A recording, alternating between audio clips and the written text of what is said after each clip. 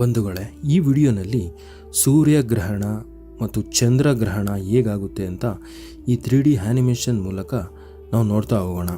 ಈ ವಿಡಿಯೋವನ್ನು ಪೂರ್ತಿಯಾಗಿ ನೋಡಿ. ಮನೆಯಲ್ಲೇನಾದರೂ ಚಿಕ್ಕ ಮಕ್ಕಳಿದ್ದರೆ ದಯವಿಟ್ಟು ಆ ಮಕ್ಕಳಿಗೂ ಕೂಡ ಈ ವಿಡಿಯೋವನ್ನು ತೋರಿಸಿ. ಅದೇ ರೀತಿ ನಮ್ಮ ಚಾನಲ್ಗೆ ನೀವೇನಾದರೂ ಹೊಸಬರಾಗಿದ್ದರೆ ದಯವಿಟ್ಟು ಸಬ್ಸ್ಕ್ರೈಬ್ ಮಾಡ್ಕೊಳ್ಳಿ. ಮತ್ತು ವಿಡಿಯೋ ಇಷ್ಟ ಆದರೆ ಲೈಕ್ ಮಾಡಿ ಮತ್ತು ವಿಡಿಯೋನ ಶೇರ್ ಮಾಡಿ.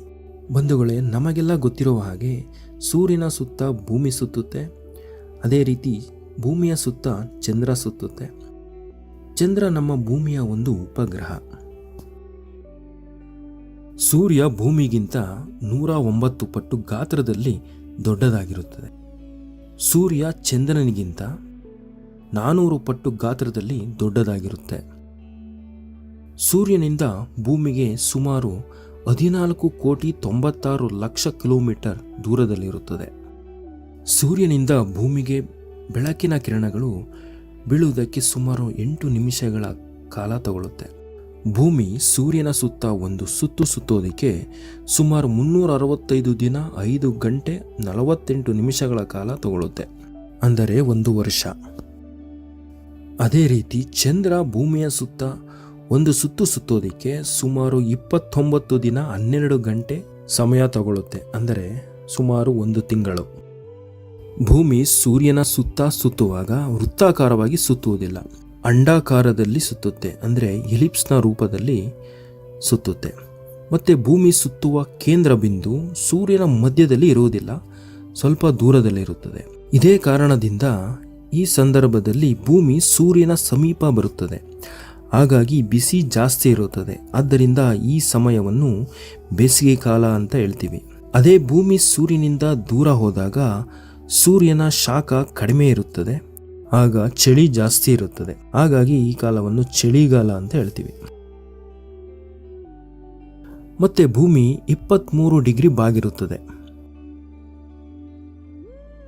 ಚಂದ್ರ ಕೂಡ ಭೂಮಿಯ ಸುತ್ತ ವೃತ್ತಾಕಾರವಾಗಿ ಸುತ್ತುವುದಿಲ್ಲ, ಇದು ಕೂಡ ಎಲಿಪ್ಸ್ನ ಆಕಾರದಲ್ಲಿ ಸುತ್ತುತ್ತದೆ. ಮತ್ತೆ ಇದು ಕೂಡ ಭೂಮಿಯ ಕೇಂದ್ರ ಬಿಂದುವಿನಿಂದ ಸ್ವಲ್ಪ ದೂರವಿರುತ್ತದೆ. ಭೂಮಿಗೆ ಚಂದ್ರ ಹತ್ತಿರವಿದ್ದಾಗ 3,64,000 ಕಿಲೋಮೀಟರ್ ಅಂತರದಲ್ಲಿರುತ್ತದೆ. ಇದನ್ನ ಪೆರಿಜಿ ಅಂತ ಹೇಳ್ತೀವಿ.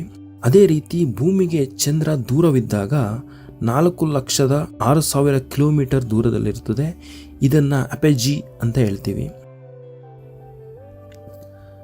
ಚಂದ್ರ ಸೂರ್ಯನಿಗಿಂತ ಭೂಮಿಗೆ ಹತ್ತಿರವಿರೋದ್ರಿಂದ ಗ್ರಹಣದ ಸಮಯದಲ್ಲಿ ಚಂದ್ರನಿಂದ ಸೂರ್ಯ ಪೂರ್ತಿಯಾಗಿ ಮುಚ್ಚುತ್ತೆ. ಈಗ ಗ್ರಹಣ ಹೇಗಾಗುತ್ತೆ ಅಂತ ನೋಡ್ತಾ ಹೋಗೋಣ. ಸೂರ್ಯನ ಸುತ್ತ ಭೂಮಿ ಮತ್ತು ಚಂದ್ರ ಸುತ್ತುವಾಗ 3 ಒಂದೇ ರೇಖೆಯಲ್ಲಿ ಬರ್ತವೆ, ಆಗ ಗ್ರಹಣಗಳು ಕಾಣಿಸುತ್ತವೆ. ಈ ಗ್ರಹಣಗಳಲ್ಲಿ 3 ರೀತಿಯ ಗ್ರಹಣಗಳಿರುತ್ತೆ. ಒಂದು partial solar eclipse, 2 annular solar eclipse, 3 total solar eclipse. ಸೂರ್ಯ ಮತ್ತು ಭೂಮಿಯ ನಡುವೆ ಚಂದ್ರ ಬಂದರೆ ಇದನ್ನ ಸೂರ್ಯಗ್ರಹಣ ಅಂತ ಹೇಳ್ತೀವಿ. ಇದು ಅಮಾವಾಸ್ಯ ದಿನದಲ್ಲಿ ಗೋಚರಿಸುತ್ತೆ. ಅದೇ ಸೂರ್ಯ ಮತ್ತು ಚಂದ್ರನ ನಡುವೆ ಭೂಮಿ ಬಂದರೆ ಇದನ್ನ ಚಂದ್ರಗ್ರಹಣ ಅಂತ ಹೇಳ್ತೀವಿ. ಇದು ಪೌರ್ಣಮಿ ದಿನದಲ್ಲಿ ಗೋಚರಿಸುತ್ತೆ. ಈಗ ಸೂರ್ಯಗ್ರಹಣ ಹೇಗಾಗುತ್ತೆ ಅಂತ ನೋಡೋಣ. ಇಲ್ಲಿ ಸೂರ್ಯನ ಕೆಳಗೆ ಮತ್ತು ಮೇಲ್ಭಾಗದಲ್ಲಿ ಚಂದ್ರ ಹಾದು ಹೋದರೆ ಇದನ್ನ ಪಾರ್ಷಿಯಲ್ ಸೋಲಾರ್ ಎಕ್ಲಿಪ್ಸ್ ಅಂತ ಹೇಳ್ತೀವಿ. ಅದೇ ಸೂರ್ಯನ ಮಧ್ಯದಲ್ಲಿ ಚಂದ್ರ ಅಪೋಜಿಯಲ್ಲಿ ಬಂದಾಗ ನಮಗೆ ಉಂಗುರದ ರೀತಿ ಗೋಚರವಾಗುತ್ತೆ. ಇದನ್ನ ಆನ್ಯುಲಾರ್ ಸೋಲಾರ್ ಎಕ್ಲಿಪ್ಸ್ ಅಂತ ಹೇಳ್ತೀವಿ. ಈ ಸಮಯದಲ್ಲಿ ಚಂದ್ರ ಭೂಮಿಯಿಂದ ದೂರವಿರುತ್ತದೆ. ಅದೇ ರೀತಿ ಚಂದ್ರ ಪೆರಿಜಿಯಲ್ಲಿ ಇದ್ದಾಗ ಚಂದ್ರ ಸೂರ್ಯನನ್ನ ಸಂಪೂರ್ಣವಾಗಿ ಮುಚ್ಚುತ್ತದೆ. ಇದನ್ನ ಟೋಟಲ್ ಸೋಲಾರ್ ಎಕ್ಲಿಪ್ಸ್ ಅಂತ ಹೇಳ್ತೀವಿ. ಈ ಸಮಯದಲ್ಲಿ ಚಂದ್ರ ಭೂಮಿಯ ಹತ್ತಿರವಿರುತ್ತದೆ. ಗ್ರಹಣದ ಸಮಯದಲ್ಲಿ ಚಂದ್ರನ ನೆರಳು ಭೂಮಿಯ ಮೇಲೆ ಬೀಳುತ್ತೆ. ಈ ಕಪ್ಪು ನೆರಳನ್ನು ಅಮ್ರ ಅಂತ ಹೇಳ್ತೀವಿ. ಈ ತೆಳು ನೆರಳನ್ನು ಪೆನಮ್ರ ಎಂದು ಹೇಳ್ತೀವಿ. ಈ ಕಪ್ಪು ನೆರಳಿನ ಜಾಗದಿಂದ ನೋಡಿದಾಗ ನಮಗೆ ಈ 2 ಗ್ರಹಣಗಳು ಗೋಚರವಾಗಬಹುದು. ಒಂದು ಆನ್ಯುಲಾರ್ ಸೋಲಾರ್ ಎಕ್ಲಿಪ್ಸ್ ಅಥವಾ ಟೋಟಲ್ ಸೋಲಾರ್ ಎಕ್ಲಿಪ್ಸ್. ಅದೇ ಈ ತೆಳು ನೆರಳಿನ ಜಾಗದಿಂದ ನೋಡಿದಾಗ ಪೂರ್ಣ ಗ್ರಹಣ ಗೋಚರವಾಗುವುದಿಲ್ಲ. ಆದ್ದರಿಂದ ಇದನ್ನು ಪಾರ್ಷಿಯಲ್ ಸೋಲಾರ್ ಎಕ್ಲಿಪ್ಸ್ ಅಂತ ಹೇಳ್ತೀವಿ. ಈಗ ಚಂದ್ರಗ್ರಹಣ ಹೇಗಾಗುತ್ತೆ ಅಂತ ನೋಡ್ತಾ ಹೋಗೋಣ. ಇದರಲ್ಲಿ 3 ರೀತಿಯ ಗ್ರಹಣಗಳಿರುತ್ತೆ. Total lunar eclipse, partial lunar eclipse, penumbral lunar eclipse. ಇಲ್ಲಿ ಭೂಮಿಯ ನೆರಳು ಚಂದ್ರನ ಮೇಲೆ ಬೀಳುತ್ತೆ. ಇಲ್ಲೂ ಕೂಡ ಈ ಡಾರ್ಕರ್ ಶಾಡೋನ ಅಂಬ್ರಾ ಅಂತ ಹೇಳ್ತೀವಿ, ಮತ್ತೆ ಲೈಟರ್ ಶಾಡೋನ ಪೆನಂಬ್ರಾ ಅಂತ ಹೇಳ್ತೀವಿ.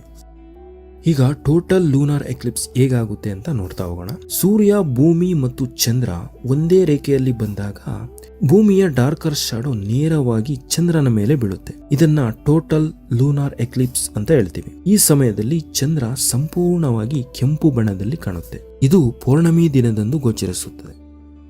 ಈಗ ಪಾರ್ಷಿಯಲ್ ಲೂನಾರ್ ಎಕ್ಲಿಪ್ಸ್ ಹೇಗಾಗುತ್ತೆ ಅಂತ ನೋಡೋಣ. ಇಲ್ಲಿ ಚಂದ್ರ ಅಂಬ್ರಾ ಮತ್ತು ಪೆನಂಬ್ರಾ ಈ ಎರಡೂ ನೆರಳಿನ ಮಧ್ಯೆ ಬರುತ್ತೆ. ಆಗ ಈ ಚಂದ್ರ ಈ ರೀತಿ ಗೋಚರಿಸುತ್ತೆ. ಇದನ್ನ ಪಾರ್ಷಿಯಲ್ ಲೂನಾರ್ ಎಕ್ಲಿಪ್ಸ್ ಅಂತ ಹೇಳ್ತೀವಿ. ಈಗ ಪೆನಂಬ್ರಾಲ್ ಲೂನಾರ್ ಎಕ್ಲಿಪ್ಸ್ ಹೇಗಾಗುತ್ತೆ ಅಂತ ನೋಡ್ತಾ ಹೋಗೋಣ. ಚಂದ್ರ ಭೂಮಿಯ ಲೈಟರ್ ಶಾಡೋನಲ್ಲಿ ಬರುತ್ತೆ. ಆಗ ಈ ಚಂದ್ರ ಸ್ವಲ್ಪ ಲೈಟ್ ಆಗಿ ಕಾಣುತ್ತೆ. ಇದನ್ನ ಪೆನಂಬ್ರಾಲ್ ಲೂನಾರ್ ಎಕ್ಲಿಪ್ಸ್ ಅಂತ ಹೇಳ್ತೀವಿ. ಈಗ ನಮಗೆ ಕತ್ತಲೆ ಇರುವ ಸಮಯದಲ್ಲಿ ಚಂದ್ರನ ಬೆಳಕು ಹೇಗೆ ಬೀಳುತ್ತೆ ಅಂತ ನಾವು ನೋಡೋಣ. ಇಲ್ಲಿ ಸೂರ್ಯನ ಬೆಳಕು ಭೂಮಿಯ ಮೇಲೆ ಮತ್ತು ಚಂದ್ರನ ಮೇಲೆ ಎರಡರ ಮೇಲೂ ಕೂಡ ಬಿದ್ದಿದೆ. ಭೂಮಿಯ ಅರ್ಧ ಭಾಗದಷ್ಟು ಜಾಗದಲ್ಲಿ ಸೂರ್ಯನ ಬೆಳಕು ಬಿದ್ದಿದೆ. ಅಂದ್ರೆ ಈ ಜಾಗದಲ್ಲಿರುವ ದೇಶದ ಜನರಿಗೆ ಹಗಲು ಇರುತ್ತೆ, ಇನ್ನು ಅರ್ಧ ಜಾಗದ ದೇಶದ ಜನರಿಗೆ ಕತ್ತಲಿರುತ್ತೆ. ಈಗ ಚಂದ್ರನ ಮೇಲೂ ಬೆಳಕು ಬಿದ್ದಿದೆ. ಈ ಬೆಳಕು ರಿಫ್ಲೆಕ್ಟ್ ಆಗಿ ಭೂಮಿಯ ಮೇಲೆ ಬೀಳುತ್ತೆ. ಇದನ್ನ ನಾವು ತಿಂಗಳ ಬೆಳಕು ಅಂತಾನೂ ಕೂಡ ಹೇಳ್ತೀವಿ. ಈ ತಿಂಗಳ ಬೆಳಕಿನ ಸಮಯದಲ್ಲಿ ಚಂದ್ರ ಫುಲ್ಲು ಹೊಳಿತಾ ಇರುತ್ತೆ. ಅಂದ್ರೆ ಸೂರ್ಯನ ಬೆಳಕು ಚಂದ್ರನ ಮೇಲೆ ನೇರವಾಗಿ ಬೀಳ್ತಾ ಇರುತ್ತೆ. ಆ ಒಂದು ಬೆಳಕು ನಮಗೆ ಕತ್ತಲೆ ಇರುವ ಜಾಗದಲ್ಲಿ ರಿಫ್ಲೆಕ್ಟ್ ಆಗಿ ಬೀಳುತ್ತೆ. ಹಾಗಾಗಿ ಕತ್ತಲೆ ಇರುವ ಜಾಗದಲ್ಲೂ ಕೂಡ ಬೆಳಕು ಬೀಳ್ತಾ ಇರುತ್ತೆ. ಅದೇ ಅಮಾವಾಸ್ಯೆ ಟೈಮಲ್ಲಿ ಚಂದ್ರ ಸೂರ್ಯನ ಕಡೆ ಇರುತ್ತೆ. ಹಂಗಾಗಿ ಕತ್ತಲೆ ಇರುವ ಟೈಮಲ್ಲಿ ಫುಲ್ ಕತ್ತಲೆ ಇರುತ್ತೆ, ಚಂದ್ರನ ಬೆಳಕು ಬೀಳೋದಿಲ್ಲ. ಬಂಧುಗಳೇ, ಇಲ್ಲಿಯವರೆಗೆ ಗ್ರಹಣಗಳ ಬಗ್ಗೆ ನಾವು ನೋಡಿದ್ದೇವೆ. ವಿಡಿಯೋ ನಿಮಗೆ ಹೇಗನ್ನಿಸ್ತು ಅಂತ ಕಮೆಂಟ್ ಮಾಡಿ ತಿಳಿಸಿ, ಮತ್ತು ನಮ್ಮ ಚಾನಲ್ಗೆ ಸಬ್ಸ್ಕ್ರೈಬ್ ಮಾಡ್ಕೊಳ್ಳಿ. ವಿಡಿಯೋ ಇಷ್ಟ ಆದರೆ ಮರೆಯದಾಗಿ ಒಂದು ಲೈಕ್ ಮಾಡಿ ಮತ್ತು ವಿಡಿಯೋನ ಶೇರ್ ಮಾಡಿ.